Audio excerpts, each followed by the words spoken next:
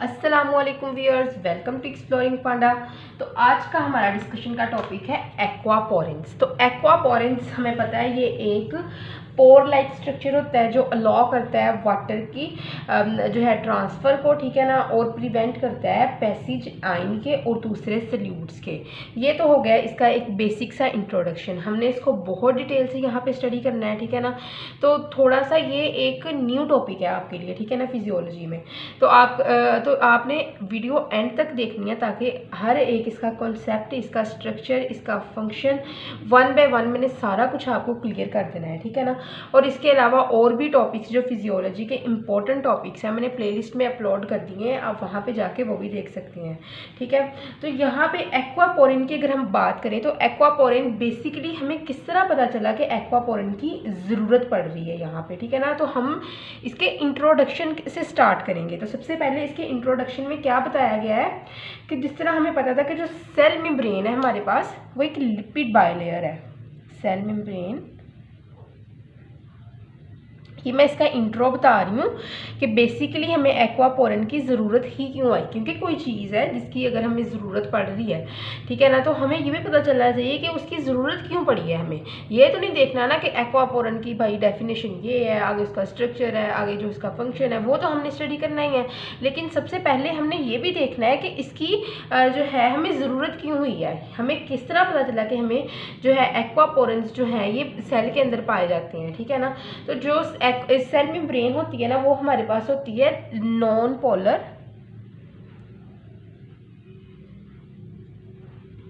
Lipid bilayer. Obviously lipid bilayer की है ये मेम्ब्रेन, तो ये नॉन पोलर होगी। नॉन पोलर मतलब कि वो सब्सटेंस जिसके अंदर पॉजिटिव और नेगेटिव पोल नहीं बनते हैं, ठीक है ना। तो हमें पता है वाटर के अंदर जो है वो नेगेटिव और पॉजिटिव पोल्स बनते हैं। ऑक्सीजन के ऊपर नेगेटिव पोल होता है और हाइड्रोजन के ऊपर पॉजिटिव पोल बनता है, ठीक है ना। तो ये तो है नॉन पोलर, तो जिसकी वजह से अब क्या हो गया कि ये जो है वो नहीं रास्ता देगी, नहीं अलाउ करेगी पोलर मॉलिक्यूल्स को अपने से गुजरने में। Does not allow polar molecules. वो कहेगी कि भाई मैं तो हूँ नॉन पोलर, हमारी ये कास्ट नहीं है, हम आउट ऑफ कास्ट किसी को भी अपने पास से गुजरने नहीं देते हैं, ठीक है। इसकी कास्ट थी नॉन पोलर, वाटर की कास्ट क्या है, polar. Then it doesn't allow polar molecule to pass through it. भाई इनके अंदर भी जो है वो कास्ट सिस्टम है, ठीक है ना। वो कहता है कि अगर मैं नॉन पोलर हूँ तो मेरे अंदर से भी नॉन पोलर ही मॉलिक्यूल गुजरेगा, मैं क्यों रास्ता दूँ पोलर मॉलिक्यूल को, ठीक है ना। तो ये आ गया इनके अंदर एक कास्ट सिस्टम। अब क्या हो गया कि जस्ट लिपिड सोल्यूबल सब्सटेंस ही इसमें से गुजर सकते हैं। वही बात आ गई ना कास्ट सिस्टम की कि वो सब्सटेंस जो नॉन पोलर है, लिपिड सोल्यूबल है, it allow only lipid soluble substance. कहता है मेरी कास्ट का बंदा ही गुजर सकता है यहाँ से, उसके अलावा हम किसी को परमिशन नहीं देंगे यहाँ से गुजरने की, ठीक है ना। और नॉन पोलर मॉलिक्यूल को, सो वाटर बीइंग, वाटर बेचारा जिसकी कास्ट ही और है लेकिन वो यहाँ से गुजरना चाह रहा है। आप अच्छे तरीके से समझ सकते हैं कि वाटर की कितनी मजबूरी हो गई, कास्ट ही अलग है। अब वाटर क्या करे, तो वाटर ने अब क्या किया, वाटर ने भी एक अलग रास्ता बना लिया। बना लेते हैं लोग रास्ता, अगर कास्ट सिस्टम ना हो ना एक जैसा तो बन जाते हैं रास्ता, बनाने वाले बना लेते हैं रास्ता। तो वाटर मॉलिक्यूल जो होता है एक पोलर मॉलिक्यूल है ये, और ये इसमें से नहीं गुजर सकता है, ठीक है ना। इस पोरिंग प्लाज्मा मेम्ब्रेन में से किस तरह ये गुजरेगा। लेकिन यहाँ पे अब एक बन गया रास्ता। मैंने कहा ना कि जिन्होंने रास्ता बनाना होता है वो फिर कास्ट सिस्टम को नहीं देखते, वो रास्ता बना लेते हैं। वाटर कहता है कि मैं तो इस चीज़ के ऊपर जो है वो डिटरमाइन हूँ, मैंने तो यहाँ से गुजरना है। तो एक पोरिंग बना होती है प्लाज्मा मेम्ब्रेन में, पोरिंग इन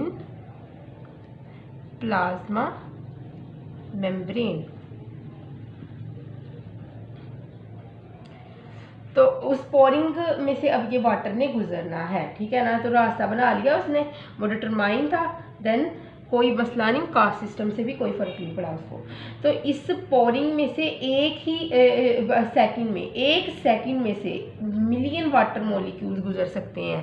देखो जी पोरिंग का क्या फ़ायदा हुआ, वाटर ने अपना रास्ता ढूंढ लिया और इतना फ़ायदा हुआ कि इतनी रिश्तेदारी पक्की हो गई इनकी कि एक पोरिंग में से 1 मिलियन वाटर मॉलिक्यूल गुजर सकते हैं, ठीक है ना।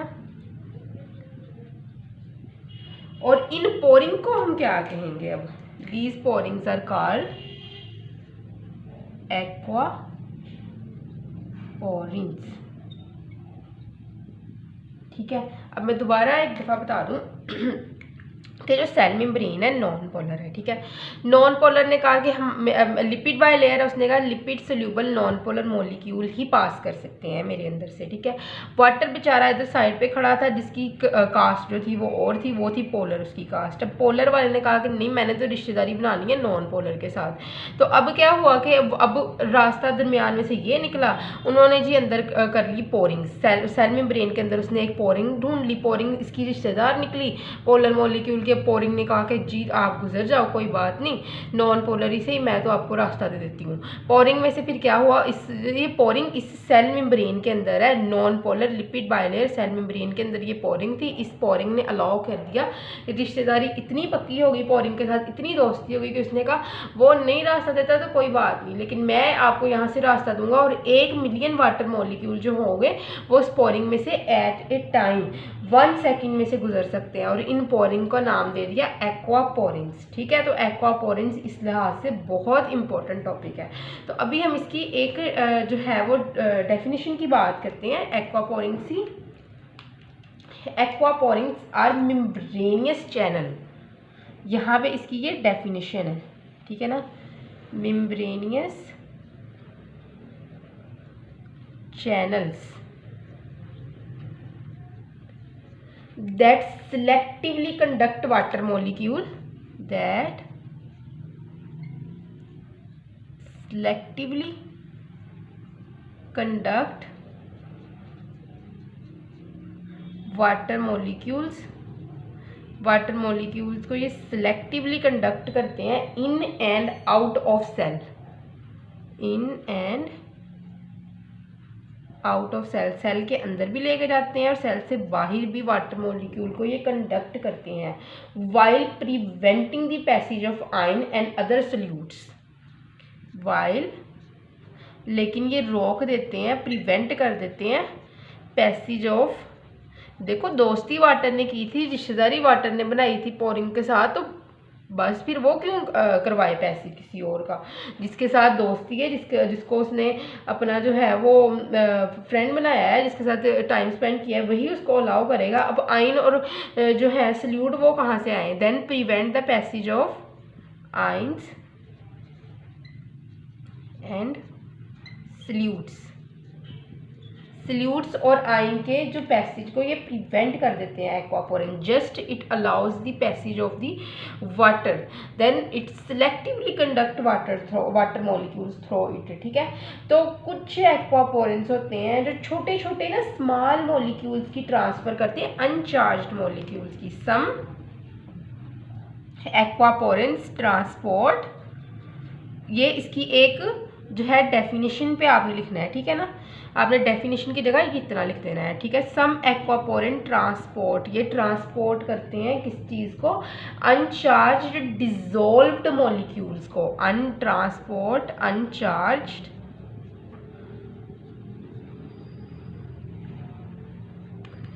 Dissolved molecules,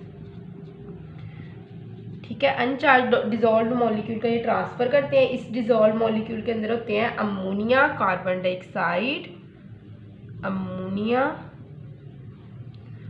carbon dioxide, glycerol, ये आप लिख लो साथ साथ। इसके जो अनचार्ज मॉलिक्यूल को ये अलाउ करते हैं, उसके अलावा ये किसी किस्म के आयन या सल्यूट्स को अलाउ नहीं करते हैं पैसेज के लिए। मैं बार बार बता रही हूँ, ठीक है ना, ताकि एग्जाम में कोई गलती ना कर देना। यूरिया और ऐसे एक्वापोरेंस को हम क्या कहते हैं, हम कहते हैं इनको aquaglyceroporins, such aquaporins that transport uncharged dissolved molecules are called as the aquaglyceroporins. Clear. तो नेक्स्ट अब हम बात करते हैं इसके स्ट्रक्चर की। तो आई होप सो कि आपको इतना तो समझ लग गया होगा। अदरवाइज़ जहाँ से नहीं समझ लगती है वो जाके मुझे कमेंट सेक्शन में बता दिया करें, ठीक है ना। और अगर समझ लग जाती है देन लाइक सब्सक्राइब और शेयर कर दिया करें। अदरवाइज़ कोई आपको जो है वो, मैं ये नहीं कह रही कि ज़रूर ही आपने सब्सक्राइब करना है, अगर समझ लग रही है, फ़ायदा हो रहा है तो देन काइंडली प्लीज़ कर दिया करें, ठीक है ना। अभी हम बात करते हैं स्ट्रक्चर ऑफ एक्वापोरेंट। इसके हम स्ट्रक्चर की यहाँ पे बात करते हैं। तो अगर हम स्ट्रक्चर की बात करें तो बेसिकली जो होते हैं ना हमारे पास एक्वापोरेन, ये मिल के बने होते हैं। टेट्रामेरिक स्ट्रक्चर इनका होता है। कौन कैसा स्ट्रक्चर होता है? टेट्रामेरिक। इसका मतलब क्या होता है कि ये जो होते हैं ये मिलके बने होते हैं हेट्रोटेट्रामियर स्ट्रक्चर से, ठीक है ना। ये क्या होते हैं? एक्वापोरेंस आर हेट्रोटेट्रामियर, ठीक है ना। तो हेट्रोटेट्रामियर का मतलब क्या है कि इसके अंदर 4 जो होते हैं वो मोनोमर्स होते हैं, ठीक है ना। इट हैज़ 4 सब यूनिट, ठीक है ना, 4 मोनोमर्स, जिसको हम कहते हैं कि ये 4 इसके सब यूनिट है, ठीक है। तो हर सब यूनिट मिलके बना होता है 4 हेलिक्स से, 4 लार्ज हेलिक्स से और 2 स्मॉल हेलिक्स से, ठीक है। 1 2 3 ये 4 इसके सब यूनिट है। एंड ईच सब unit is made up of 4 large helix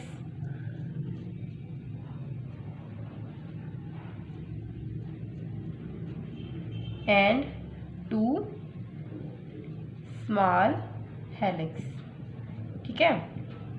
तो उसके बाद क्या है कि हर मोनोमर जो होता है इसका ये एक कैविटी बनाता है ट्रांसफर, मॉलिक्यूल के ट्रांसफर के लिए जो कैविटी बनाता है ना, जो ये मोनोमर होता है ना, ये बनाता है कैविटी। एक कैविटी बनाता है किस चीज़ के लिए? कैविटी बनाता है for the transfer of molecule, ठीक है। तो किस तरह ये बनाता है ट्रांसफर ऑफ मॉलिक्यूल की? रेगुलेट करता है। ये कैविटी जो होती है ये रेगुलेट करती है वाटर के फ्लो को, ठीक है। Flow of water is regulated by this cavity. This cavity is formed by the monomers of the heterotetramer, ठीक है। तो ये कैविटी के अंदर क्या होता है? आर्गिनिन और हिस्टिडीन अमाइनो एसिड्स होते हैं। आर्गिनिन एंड हिस्टिडीन, और हिस्टिडीन होते हैं, ये आर्गिनिन और हिस्टिडीन जो होते हैं ये रेगुलेट करते हैं वाटर के फ्लो को, ठीक है ना। अब समझ लगी किस तरह कैविटी रेगुलेट करती है वाटर के फ्लो को? Through this arginine and histidine amino acids. तो बेसिकली हर मोनोमर जो होगा ये क्या होगा? ये होगा इंडिपेंडेंट। वो कहते हैं कि हम किसी के ऊपर डिपेंड नहीं करते, हम इंडिपेंडेंट हैं, हम किसी के गुलाम नहीं हैं कि जो कोई कहे वो कर लें, ठीक है। तो ये होते हैं इंडिपेंडेंट। ये मोनोमर्स जो होते हैं ये एक दूसरे के करीब आते हैं और फुली एक्वापोरेंट चैनल बनाते हैं। बेसिकली हमने क्या देखा कि एक्वापोरेंट क्या है? हेट्रोटेट्रामियर है। किससे मिलके बने होते हैं? मोनोमियर से। मोनोमियर के अंदर कैविटी बनती है। कैविटी किस तरह बनती है? आर्गिनिन और हिस्टिडीन से। ये कैविटी रेगुलेट करती है वाटर के फ्लो को, ठीक है। और मोनोमियर होता है इंडिपेंडेंट।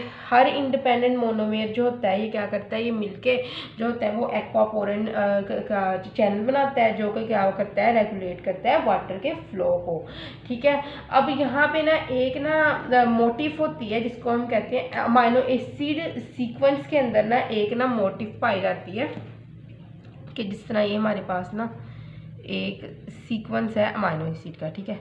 तो यहाँ पे ना एक मोटिफ पाई जाती है NPA मोटिफ, ठीक है। तो जो ये NPA मोटिफ होती है ना ये क्या होती है? ये भी सीक्वेंस 3 अमाइनो एसिड्स होते हैं, ठीक है। 3 अमाइनो एसिड होते हैं जिनका नाम मैं यहाँ पे लिखती हूँ। N फॉर एस्पैरेजिन,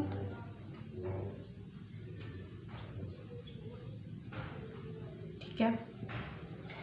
हमारे पास आगे है P फॉर प्रोलीन,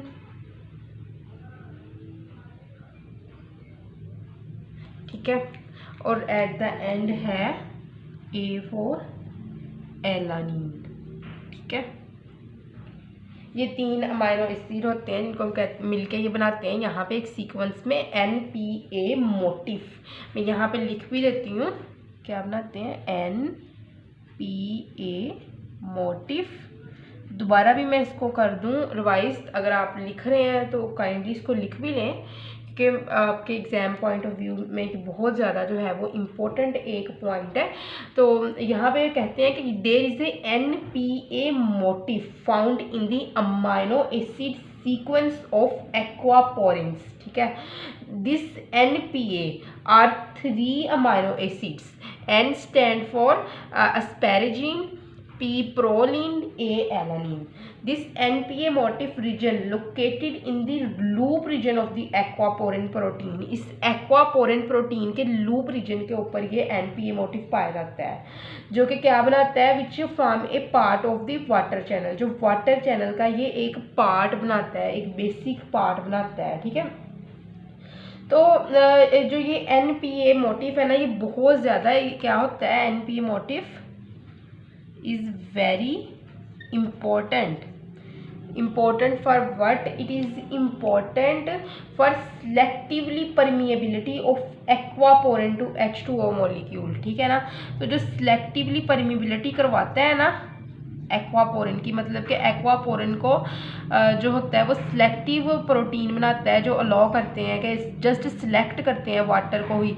तो ये सिलेक्टिव परमेबिलिटी एक्वापोरिन के अंदर ये NPA प्रोड्यूस करवाता है, NPA मोटिफ प्रोड्यूस करवाता है। ठीक है, तो ये क्या करता है, ये क्रिएट करवाता है एक छोटा सा पोर इस प्रोटीन में, जो जस्ट वाटर को जो होता है वो अलाउ करता है पास करने के लिए। सिलेक्टिव परमेबिलिटी के this NPA motif helps to create narrow pore. वो जो नैरो पोर है ना, क्योंकि बड़ा पोर होगा तो वो सल्यूट्स को भी अपने अंदर से गुजरने देगा। अब नैरो पोर है जिसकी वजह से क्या होगा, एक्वापोरिन प्रोटीन के अंदर नैरो पोर क्रिएट करवाता है, that allow only water molecule, जो जस्ट अलाउ करते हैं वाटर के मॉलिक्यूल को कि वो उसमें से पास हो सके, otherwise it exclude other salutes, exclude salutes. ठीक है, दूसरे सल्यूट्स को जो होता है ये एक्सक्लूड कर देता है। एक्वापोरिन जो होते हैं ना, इसके जो एस्पैरेजिन के रेजिड्यू होते हैं NPA मोटिफ में, जो एस्पैरेजिन के एस्पैरेजिन जो होता है इसके जो रेजिड्यू होते हैं ये इन्वॉल्व होते हैं हाइड्रोजन बॉन्डिंग के साथ, वाटर मॉलिक्यूल के साथ ही क्या करते हैं, हाइड्रोजन बॉन्डिंग बनाते हैं। This asparagine motif this asparagine residue, this ये जो एस्पैरेजिन होता है NPA मोटिफ के अंदर ये इन्वॉल्व होता है कि ये क्या करे, हाइड्रोजन बॉन्डिंग करे, किसके साथ, विथ वाटर, वाटर के साथ ये हाइड्रोजन बॉन्डिंग करवाए, और जिसकी वजह से ये फैसिलिटेट करता है वाटर की मूवमेंट को ही, इस वाटर की मूवमेंट को ये जो होता है ये फैसिलिटेट करता है ताकि ये गुजर सके आसानी से एक्वापोरिन चैनल में से, किस तरह, वाटर के साथ हाइड्रोजन बॉन्ड बना के। ठीक है, तो इसके अलावा जो प्रोलीन होता है ना, ये क्या करता है, ये बेंड करवा देता है लूप रीजन को। प्रोलीन कौन सी थी, ये सेकंड वाली। ठीक है ना, प्रोलीन ये NPA मोटिफ के अंदर जो सेकंड वाली P से बनती है प्रोटीन, ये क्या करती है, ये बेंड करवा देती है लूप रीजन है ना, जो बेंड लूप रीजन की ये प्रोलीन जो होती है बेंडिंग करवा देती है। ये बेंड हेल्प करती है प्रॉपर अरेंजमेंट की वाटर मॉलिक्यूल में से, जिस तरह ही ये चैनल में से गुजरते हैं ना, तो प्रॉपर जो अरेंजमेंट होती है ना वाटर मॉलिक्यूल की, किस तरह प्रॉपर अरेंजमेंट होती है, ये नहीं होगा कि देखो अब ये एक छोटी सी कैविटी है, ठीक है, अब प्रोलीन ने क्या करवा देना है, अपने इसने इसको ज़्यादा बेंड करवा देना है, ज़्यादा करीब ले आना है। बिल फर्ज है कि ये इतनी थी ना कैविटी, प्रोलीन ने इसकी बेंडिंग करके ना, इसको बेंड करके ना इस तरह ले आई। ठीक है, ये भी इस तरह बेंड होगी। अब यहाँ पे ना जस्ट क्या होगा, एक अरेंजमेंट में से वाटर मॉलिक्यूल इस तरह गुजरेंगे 1 बाय 1, एक प्रॉपर अरेंजमेंट है वाटर मॉलिक्यूल्स की। अब अगर यही जो है बेंडिंग ना करवाती प्रोलीन और वाटर जो है वो कैविटी जो होती है वो या लूप रीजन होती है वो ना बेंड होती इस तरह, तो यहाँ पे क्या होगा कि अरेंजमेंट नहीं थी कोई वाटर मॉलिक्यूल्स की, और इसके अलावा उसके अंदर से वाटर के अलावा साल्ट्स भी फिर गुजर जाने थे। अब प्रोलीन ने क्या किया, उसने इसको कर दिया इस तरह बेंड, ठीक है। अब अंदर जस्ट थोड़ी सी जगह है, अब उस जगह में एक एक करके वाटर मॉलिक्यूल ने प्रॉपरली गुजर जाना है, ठीक है। इसको क्या, इसीलिए मैं कह रही हूँ कि प्रोलीन ने करवाई bending of the loop reason.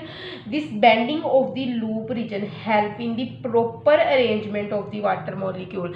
One by one arrangement हुई है वाटर मॉलिक्यूल की, जिस तरह ही वो एक्वापोरेंट चैनल में से गुजरते हैं। तो यहाँ पे मैं बेंड लूप रीजन एंड यहाँ पे मैं प्रॉपर अरेंजमेंट भी लिख देती हूँ, आप भी लिख लें।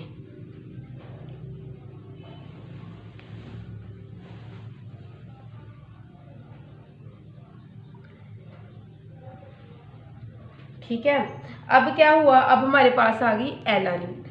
एलानिन ने क्या करना है, एलानिन ने क्या करवाया, उसने एक स्मॉल और नॉन पोलर अमाइनो एसिड है एलानिन, A4 एलानिन। हमने तीनों की बात यहाँ पे कर ली है। यहाँ पे मैंने आपको दोबारा भी मैं भी रिवाइज कर देती हूँ, बल्कि अभी मैं यही बता दूँ आपको।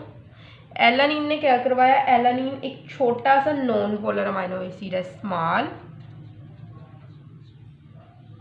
And non polar amino acid. अब हमें पता है ये पाए कहाँ पे रहते हैं, प्लाज्मा मेम्ब्रेन में। प्लाज्मा मेम्ब्रेन क्या है, नॉन पोलर। तो जो ये नॉन पोलर अमाइनो एसिड होता है ना, ये हेल्प करता है नॉन पोलर प्लाज्मा मेम्ब्रेन के साथ इंटरेक्ट करके स्टेबिलिटी प्रोवाइड करने को, ठीक है ना। तो it contribute to the stability of the NPA motif and maintain its proper conformation, कि ये क्या करे, ये स्टेबिलिटी प्रोवाइड करे। It provide this alanine amino acid provide stability to NPA। It is responsible for the stability of NPA motif and also maintain, और maintain करवाता है it's, maintain क्या चीज करवाता है, उसकी कन्फिगुरेशन को, ठीक है ना, उसको भी ये मेंटेन करवाता है। तो अभी हम देखते हैं कि इसका थोड़ा सा प्रोसीजर की बात कर लें, ठीक है ना, एक्वापोरेंट की। तो उससे पहले एक दफ़ा मैं यहाँ पे NPA मोटिफ को यहाँ पे रिवाइज कर दूँ आपके सामने। तो NPA मोटिफ की हमने अगर हम बात करें तो NPA मोटिफ एक रीजन होता है जो कि लूप रीजन में पाया जाता है। ये एक रीजन में होता है जो लूप रीजन में पाया जाता है एक्वापोरेंट प्रोटीन के, ठीक है। और ये क्या करता है, ये एक पार्ट बनाता है वाटर चैनल का, ठीक है ना, वाटर चैनल का एक प्रॉपर पार्ट बनाता है। हम देखते हैं किस तरह बनाता है, ठीक है ना। तो ये इंपॉर्टेंट होता है सिलेक्टिवली परमिबिलिटी के, एक्वापोरेंट की सिलेक्टिवली परमिबिलिटी के लिए ये इंपॉर्टेंट बहुत ज़्यादा होता है। ये क्रिएट करवाता है एक नैरो पोर जो जस्ट अलाउ करती है एक्वापोरेंस प्रोटीन के अंदर ही, वो नैरो पोर ने NPA मोटिफ ने ही क्रिएट करवाना है, और इसने जस्ट अलाउ करना है वाटर मॉलिक्यूल को अपने अंदर से पास होने के लिए, और एक्सक्लूड कर देना है सल्यूट्स वगैरह को, ठीक है। तो उसके बाद क्या होता है कि जो NPA मोटिफ होता है, ये कि इसमें अगर हम देखेंगे amino acid N for asparagine, P for proline, A for alanine. तो N फॉर एस्पैराजीन जो होता है, इसने क्या करना है, इसने ना वाटर को जो होता है ये ट्रांसपोर्ट के लिए बहुत ज़्यादा इंपॉर्टेंट होता है। किस तरह, ये वाटर के मॉलिक्यूल के साथ हाइड्रोजन बॉन्डिंग बना लेता है, और जो ये मूवमेंट होती है वाटर की इन चैनल्स में से, एक्वापोरेंस में से, उसके अंदर ये हेल्प करता है। P फॉर प्रोलीन, प्रोलीन का क्या काम है, प्रोलीन ने बेंड करवा देना है लूप रीजन को। अब लूप रीजन मैंने आपको बताया जब ऐसे बेंड हो जानी है तो क्या होना है कि एक एक करके वाटर मॉलिक्यूल ने इसमें से पास होना है प्रॉपर अरेंजमेंट में। तो उसके लिए क्या हुआ, जब एक वाटर मॉलिक्यूल ही एक जगह पे आएगा तो दूसरी चीज़ की जगह ही नहीं होगी, किसी सल्यूट की जगह ही नहीं होगी, तो सल्यूट की पैसेज के लिए जो होगा वो वक्त ही नहीं मिलेगा वाटर को, ठीक है ना। सॉरी इसको एक्वापोरिन को, क्योंकि प्रोलीन ने बेंड करवा दिया उस रीजन को। तो जब प्रोलीन ने बेंड ही करवा दिया रीजन को, तो एक छोटी सी एक कैविटी सी बन जाएगी। तो अब कैविटी में से जब एक मॉलिक्यूल एक जगह से गुजर सकेंगे, तो नेक्स्ट जो है वो जब जगह ही नहीं है किसी सल्यूट के गुजरने के लिए, तो फिर किस तरह वहाँ से सल्यूट गुजरेगा। तो एक मॉलिक्यूल एक ही टाइम में वहाँ से गुजरेगा और एक प्रॉपर अरेंजमेंट एक लाइन में गुजरेंगे, ठीक है।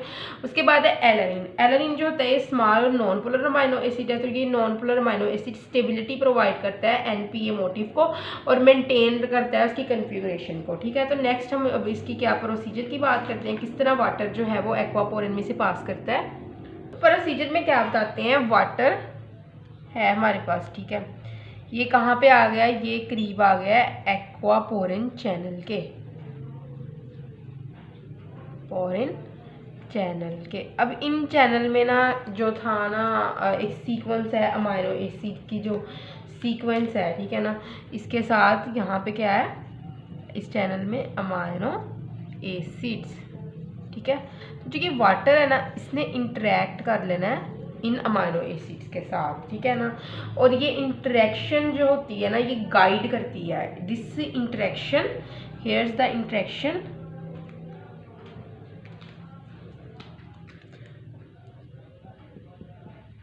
क्या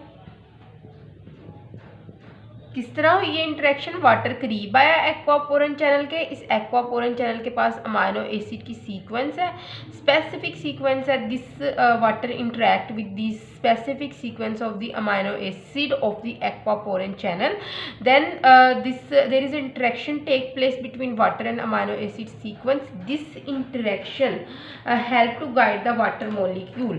ये interaction guide करती है water molecule को किस तरह चैनल के अंदर जो होता है वो इंटर होना है। गाइडेंस किसने प्रोवाइड की, this interaction provide guidance, clear. तो उसके बाद अब क्या होगा, अब गाइडेंस भी मिल गया। अब एक दफ़ा जो वाटर मॉलिक्यूल्स ने मूव करना है, ठीक है ना, एक सिंगल लाइन में से वन आफ्टर अदर। अब मतलब कि गाइडेंस मिली, यहाँ पे क्या था, यहाँ पे मैं आपको फर्ज करें कि ये क्या है हमारे पास, ये एक चैनल था, ठीक है ना, जिसमें से वाटर मॉलिक्यूल ने गुजरना था। वाटर मॉलिक्यूल आया यहाँ पे, ठीक है। यहाँ पे जो सारी थी अमाइनो एसिड की सीक्वेंस, इसके साथ आके वाटर मॉलिक्यूल जो था वो इंटरेक्ट कर गया, ठीक है। अब इसने क्या करना है, इस वाटर मॉलिक्यूल ने इसमें से गुजरना है, ठीक है। तो अब वाटर मॉलिक्यूल को गाइडेंस भी मिली है अमाइनो एसिड के साथ इंटरेक्ट करके। अब ये वाटर मॉलिक्यूल ने क्या करना है, इस चैनल में से गुजरना है किस तरह, एक सिंगल लाइन में से। मैंने आपको पहले भी बताई थी ये बात, ये देखो, मतलब एक एक ड्रॉप ने एक सिंगल लाइन में से यहाँ से गुजरना है, ठीक है ना। एक दूसरे के बाद एक एक मॉलिक्यूल ने गुजरना है, ठीक है। तो one after the other water molecule pass through this channel in a single line one after the other. This is due to the presence of a bend that introduced by the proline amino acid. हमने क्यों गुजरे एक line में, ठीक है ना, एक line में दो मॉलिक्यूल क्यों नहीं है, एक ही मॉलिक्यूल है, because there is a bending sorry, यहाँ पे क्या हुई है, बेंडिंग किसने क्रिएट की है इस लूप में, प्रोलीन अमाइनो एसिड में। मैंने आपको पीछे स्ट्रक्चर में भी ये बहुत अच्छे तरीके से समझाया था, ठीक है ना। यहाँ पे प्रोलीन अमाइनो एसिड ने इसको बेंड कर दिया है, इसको इस तरह श्रिंक कर दिया है, बेंड कर दिया है कि एक टाइम में रास्ता ही इतना छोटा कर दिया कि एक टाइम में एक ही वाटर मॉलिक्यूल जो होता है वहाँ से गुजर सकता है, ठीक है ना। तो ये जो अरेंजमेंट होती है ना, ये क्या करती है, ये अरेंजमेंट अलाउ करती है कि यहाँ से सिर्फ वाटर ही गुजरेगा और कोई सल्यूट नहीं गुजरेगा, क्योंकि ऑब्वियसली एक कॉमन सी बात है।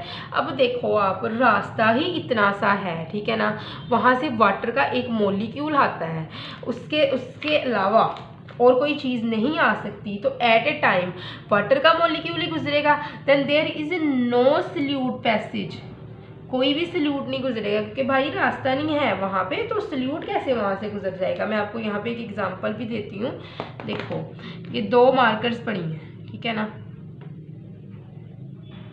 ये ठीक है। अब यहाँ पे ना जो दरमियान से ना रास्ता है एक पेंसिल के गुजरने का, देखो ये है रास्ता पेंसिल गुजरने का। अगर मैं चाहूँ कि मैं इस येलो पेंसिल ले लूँ, समझ लो ये वाटर का मॉलिक्यूल है, ये तो यहाँ से गुजर जाएगा एज इट इज़ ही। अगर अब मैं चाहूँ कि दो पेंसिल्स यहाँ से गुजरे, दूसरी पेंसिल आप जो है वो अज्यूम कर लो, ये हमारे पास है पिंक जो है ये सल्यूट है, ठीक है ना।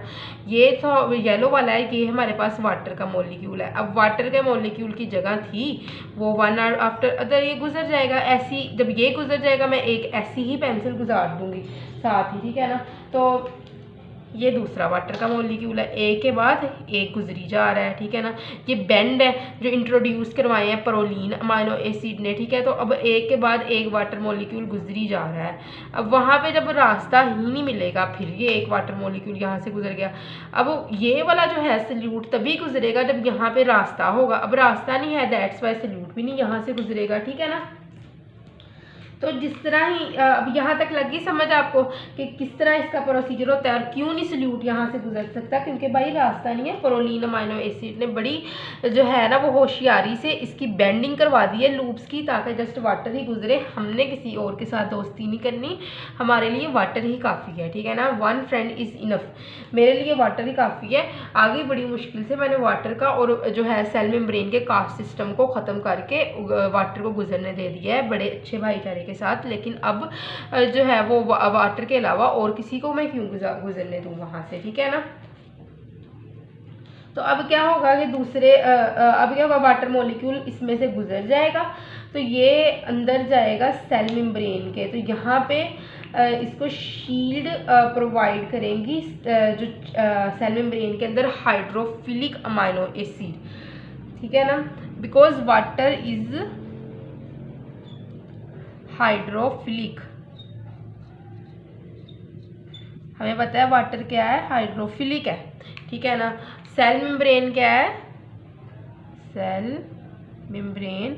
अब वाटर अंदर चला गया है, ठीक है ना। यहाँ पे आ गए मैं डॉट्स के वाटर के मॉलिक्यूल है, ठीक है। H2O में यहाँ पे लिख भी देती हूँ। तो अब क्या होगा, सेल मेम्ब्रेन के अंदर आके, सेल मेम्ब्रेन क्या है हमारे पास, हाइड्रोफोबिक ऑब्वियसली। तो अब हाइड्रोफिलिक और हाइड्रोफोबिक का तो इंट्रैक्शन से बचाने के लिए अब वाटर को किसने बचाना है, हाइड्रोफोबिक एंटीरियर से बचाना है सेल मेम्ब्रेन से by hydrophilic amino acid that lining the channel. This hydrophilic water molecule is shielded from this hydrophobic amino acids of cell membrane by the hydrophilic lining of channel.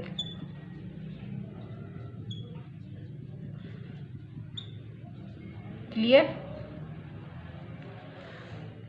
तो उसके बाद क्या होगा, ये जो हाइड्रोफिलिक इन्वायरमेंट जो अंदर प्रोवाइड किया जाता है वाटर को, ये हेल्प करता है ताकि वाटर की इंटीग्रिटी मेंटेन की जा सके और इनको हाइड्रोफोबिक लिपिड बाइलेयर की इंट्रैक्शन से बचाया जा सके। This hydrophobic lining of channel help to maintain, ये मेंटेन करवाते हैं water integrity and prevent the interaction of this hydrophilic amino acid with this hydrophobic lipid bilayer of the membrane, ठीक है ना।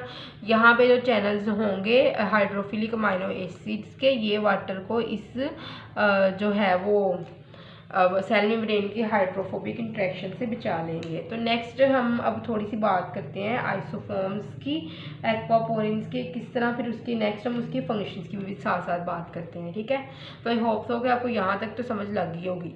यहाँ पे ना ऑलमोस्ट 10 आइसोफॉर्म्स होते हैं एक्वापोरिन से। हमें पता है कि आइसोफॉर्म्स क्या होते हैं, एक ऐसे एंजाइम्स होते हैं जो कि डिफरेंट, जिनका थोड़ा बहुत डिफरेंट स्ट्रक्चर होता है लेकिन उनका फंक्शन जो होता है सेम ही होता है, ठीक है ना। उनका जो स्ट्रक्चर होता है वो थोड़ा सा डिफरेंट होता है। तो उसके अंदर क्या होता है, मैलिन सेल के अंदर 10 आइसोफॉर्म्स पाए जाते हैं जो है वो एक्वापोरिन के। तो यहाँ पे हमारे पास है एक्वापोरिन 1 2, एक्वापोरिन AQB 1 2 3। तो आपने केला 1 2 3 लिखना, मैं यहाँ पे बल्कि लिखी रहती हूँ, बाद में भी पेपर में वैसे लिखाओ AQB 2, ठीक है। इसी तरह AQB 3, ठीक है, सॉरी 4 है यहाँ पे 4, AQB 5 और AQB 8, ठीक है। ये फंक्शन करते हैं bidirection water selective transport के तौर पर, ठीक है ना, बाई डायरेक्शनल।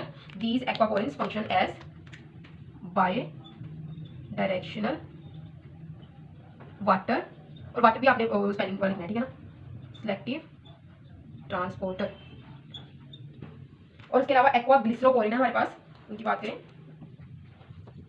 एक्वा ग्लिसरोपोरिन, ये कौन कौन से होते हैं, AQ3P3, स्कीम खत्म हो गई है, मैं दूसरी यूज कर रही हूँ, AQP3, AQP7, AQP9, ये ट्रांसपोर्ट करते हैं वाटर को और ग्लिसरॉल को। वो तो नाम से पता चल रहा है एक्वा ग्लिसरोपोरिन, तो ट्रांसपोर्ट वाटर एंड ग्लिसरॉल्स।